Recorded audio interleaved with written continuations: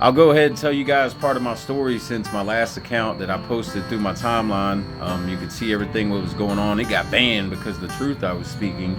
So my 11-month-old baby got diagnosed with the C word, and they told me that if I didn't give her the treatments that they wanted to give her, CHEMO, that they would give me a felony medical negligence charge and CPS would take my other kids. I begged them, I pleaded with them, they had the paperwork ready to file on me. I didn't have any other choice.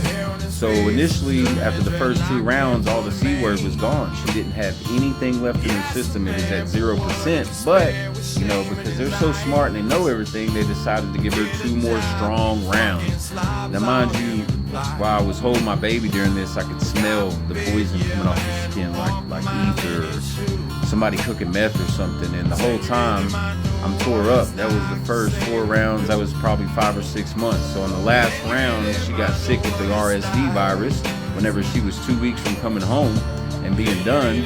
And they had to intubate her, and then they had to put her on what's called ECMO, which filters out the carbon dioxide of the blood.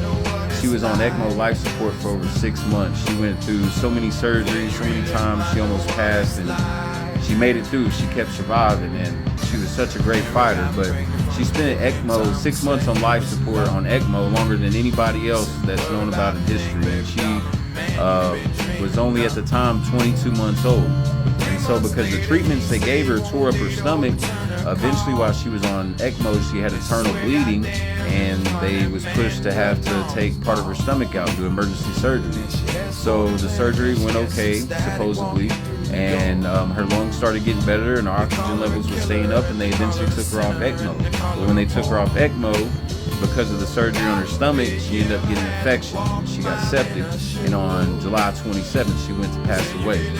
So she went to heaven. So for a whole year, my wife stayed there every day.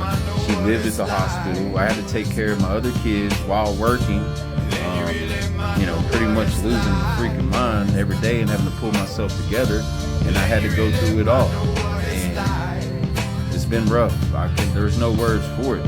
And I'm not asking people for pity or anything like that. I'm just trying to tell you my story because I know the corruption that's going on, and I know the lack of information that they give to the public, and I know how they've indoctrinated the society with lies through the media and the education system.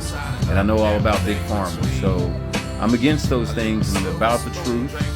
And I'm not a perfect person, and every day I have a tough time holding it together. I really do. I got a beast inside of me, and I've been trying to hold that thing back, and I follow Jesus. But that's part of my story, and if you want to see about my baby, you see things posting. I have a few things on this timeline here, but she was amazing.